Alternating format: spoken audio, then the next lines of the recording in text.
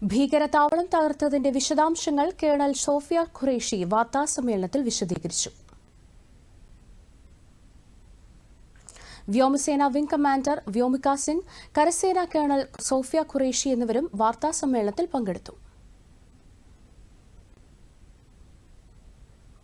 ഈ വാർത്തയുടെ കൂടുതൽ വിശദാംശങ്ങളുമായി PS വിനയ ചേരുന്നുണ്ട്. വിനയ, ഇന്ന് നടത്തിയ വാർത്താ സമ്മേളനത്തിൽ ഏതൊക്കെ കേന്ദ്രങ്ങൾ എങ്ങനെയൊക്കെ തകർത്തു എന്ന് വിശദമായി തന്നെ മനസ്സിലാക്കി തന്നു, എന്ന് പറഞ്ഞു തന്നു. എങ്ങനെയാണ് വിവരങ്ങൾ?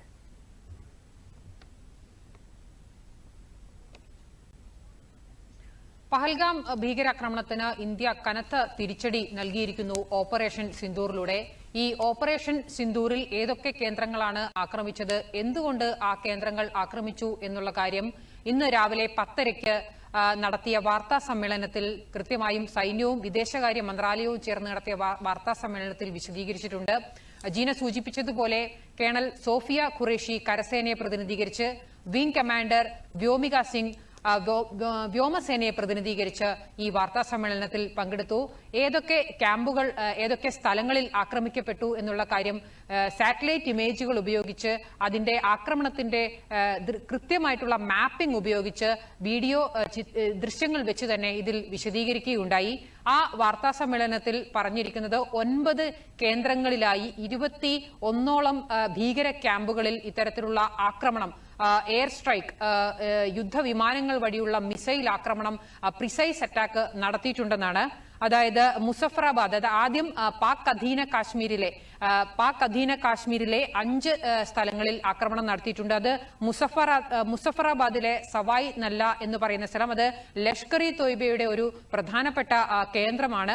സോനാമാർഗിലും ഗുൽമാർഗിലും അതോടൊപ്പം തന്നെ പഹൽഗാമിലും, ഏറ്റവും അടുത്തായി പഹൽഗാമിലും ഭീകരാക്രമണം നടത്തിയ ഭീകരർക്ക് പരിശീലനം നൽകിയിരിക്കുന്ന ഒരു ക്യാമ്പ് കൂടിയാണ് ലഷ്കർ ഇ തോയ്ബയുടെ ഈ സവായ് നല്ല എന്ന് പറയുന്ന സ്ഥലം. മറ്റൊന്ന് സേന ബിലാൽ ക്യാമ്പാണ്. അത് ജെയ്ഷെ മുഹമ്മദ് എന്ന് പറയുന്ന ഭീകര സംഘടനയുടെ ഏറ്റവും പ്രധാനപ്പെട്ട ഭീകര പരിശീലന കേന്ദ്രങ്ങളിൽ ഒന്നാണ്. മറ്റൊന്ന് ഗുന്നാർ ക്യാമ്പാണ്. അത് കോട്ട്ലി എന്ന് പറയുന്ന പ്രദേശത്തുള്ളതാണ്.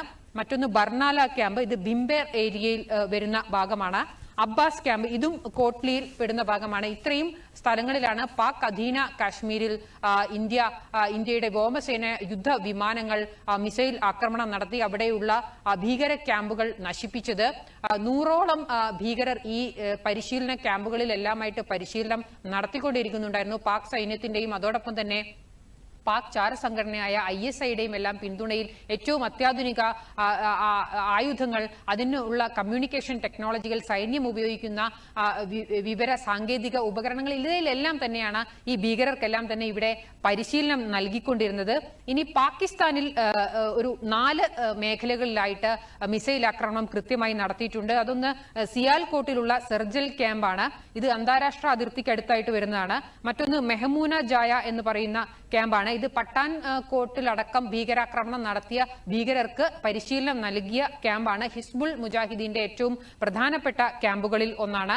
മർക്കസ് തൈബ എന്ന് പറയുന്നത്, അത് മുറിദ്ക എന്ന് പറയുന്ന മേഖലയിൽ വരുന്ന ഭാഗമാണ്. മറ്റൊന്ന് മർക്കസ് സുബാനല്ല, ഇത് ബഹാവൽപൂരിൽ വരുന്ന ഭാഗമാണ്. ജെയ്ഷെ മുഹമ്മദിന്റെ പ്രധാന കേന്ദ്രങ്ങളിൽ ഒന്നായിട്ടുള്ള ഭാഗമാണ്.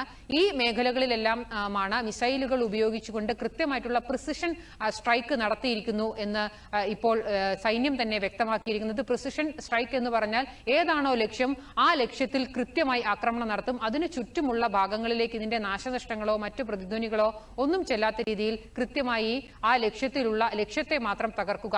ഈ രീതിയാണ് ഈ ആക്രമണത്തിൽ, അതായത് ഈ ഓപ്പറേഷൻ സിന്ദൂർ എന്ന് പറയുന്ന ഈ ഓപ്പറേഷനിൽ നമ്മുടെ സൈന്യം നടത്തിയിരിക്കുന്നത്. മറ്റൊരു പ്രധാനപ്പെട്ട ഒരു കാര്യം കൂടി ഈ ഘട്ടത്തിൽ സൂചിപ്പിക്കുന്നത്, ഓപ്പറേഷൻ സിന്ദൂർ എന്നുള്ള ഒരു പേര് ഇതിന് നൽകിയത് പ്രധാനമന്ത്രി നരേന്ദ്രമോദിയാണ് എന്നുള്ള കാര്യമാണ്. നേരത്തെ ഈ പഹൽഗാമിൽ ഭീകരാക്രമണം നടന്ന സമയത്ത് അവിടെ നിന്നും ഈ ഭീകരാക്രമണത്തിന് ദൃക്സാക്ഷികളായവർ, അതായത് അവരുടെ മുന്നിൽ വെച്ച് അവരുടെ ബന്ധുക്കൾ, അവരുടെ ഭർത്താക്കന്മാർ, അവരുടെ സഹോദരങ്ങൾ, അവരുടെ അച്ഛൻ, ഇവരെല്ലാം കൊല്ലപ്പെടുന്ന ഒരു സാഹചര്യം ഉണ്ടായി. അപ്പോൾ ഇതിന് ദൃക്സാക്ഷികളായി നിന്ന സ്ത്രീകൾ അവർ ഈ ഭീകരരോട്, നിങ്ങൾ എന്റെ ഭർത്താവിനെ കൊന്നു, നിങ്ങൾ എന്റെ അച്ഛനെ കൊന്നു, നിങ്ങൾ എന്നെയും കൂടി കൊല്ലൂ എന്ന് ആവശ്യപ്പെട്ടപ്പോൾ ഭീകരർ, നിങ്ങളെ ഞാൻ കൊല്ലാതെ വിടുകയാണ്, നിങ്ങൾ നിങ്ങളുടെ പ്രധാനമന്ത്രിയോട്, മോഡിയോട് ചെന്ന് ഞങ്ങൾ ഇങ്ങനെ ചെയ്തെന്ന് പറയണം എന്നൊക്കെ ഭീകരർ പറഞ്ഞതായി ഈ ദൃക്സാക്ഷികൾ അന്ന് പറഞ്ഞിരുന്നു. കർണാടകയിൽ ഷിമോഗ സ്വദേശി കൊല്ലപ്പെട്ട ഷിമോഗ സ്വദേശിയുടെ ഭാര്യ ഉൾപ്പെടെയുള്ള ഇത് വ്യക്തമാക്കിയതാണ്. ആ രീതിയിൽ കൂടി എടുത്തുകൊണ്ടാണ് ഇതിനൊരു ഓപ്പറേഷൻ സിന്ദൂർ എന്നുള്ള ഒരു പേര് നൽകിയിരിക്കുന്നത്. ഇന്ത്യയിലെ പൊതുവെയുള്ളൊരു ഭാരതീയ സംസ്കാരത്തിന്റെ ഭാഗമായിട്ട് ഹിന്ദു സ്ത്രീകൾ ഇത്തരത്തിൽ ഭർത്താവ് വിവാഹം കഴിഞ്ഞ ആളുകൾ സിന്ദൂരം തൊടുന്ന ഒരു രീതിയുണ്ട്. അത്തരത്തിൽ ആളുകളുടെ സിന്ദൂരം, സ്ത്രീകളുടെ സിന്ദൂരം മായ്ച്ച ആളുകൾക്ക് ഓപ്പറേഷൻ സിന്ദൂർ എന്നുള്ള ഒരു പേരിലൂടെ തന്നെ കൃത്യമായിട്ടുള്ള മറുപടി നൽകിയിരിക്കുന്നു. ഭീകര ക്യാമ്പുകളെ എല്ലാം തന്നെ പൂർണ്ണമായും തകർത്ത് തരിപ്പണമാക്കിയിരിക്കുന്നു. അതിന്റെ സാറ്റലൈറ്റ് ഇമേജുകൾ, കൃത്യമായിട്ടുള്ള മാപ്പിംഗ് എല്ലാം തന്നെ വാർത്താ സമ്മേളനത്തിൽ സൈന്യം നമ്മളെ ലോകത്തിന് മുമ്പാകെ, ഇന്ത്യയിലെ രാജ്യത്തെ ജനങ്ങൾക്ക് മുമ്പാകെ എല്ലാം തന്നെ കാണിച്ചു തന്നതാണ്.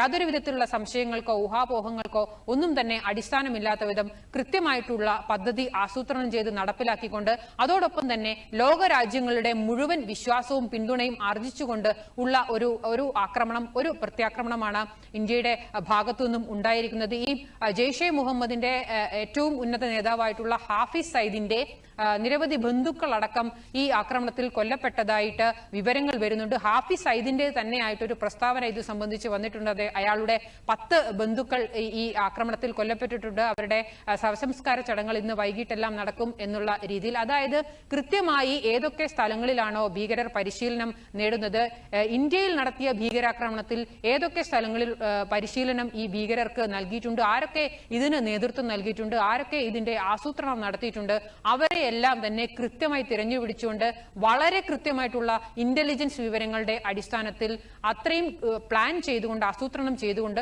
നടത്തിയിരിക്കുന്ന ഒരു ആക്രമണമാണ് ഓപ്പറേഷൻ സിന്ദൂർ. ഇതിന്റെ ഭാഗമായിട്ട് പാകിസ്ഥാന്റെ ഭാഗത്തുനിന്നും എന്ത് തരത്തിലുള്ള പ്രത്യാക്രമണമോ തിരിച്ചടികളോ നടപടികളോ എന്ത് തന്നെ ഉണ്ടായാലും അതിനെ വളരെ ശക്തമായി തന്നെ പ്രതിരോധിക്കും. ഒരു പഴുതും കൊടുക്കാത്ത രീതിയിൽ അതിനെ തടുക്കുമെന്നുള്ള കൃത്യമായ കാര്യം കൂടി നേരത്തെ വാർത്താ സമ്മേളനം നടത്തിയപ്പോൾ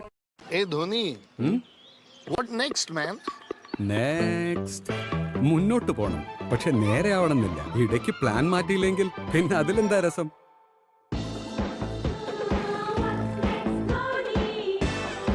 ചിലപ്പോൾ ഇടത്തോട്ട്, ചിലപ്പോൾ വലത്തോട്ട്. ജസ്റ്റ് തിരിച്ചോ മോനെ. 26 പേർ, 25 ഇന്ത്യക്കാരും ഒരു നേപ്പാളി പൗരനുമാണ്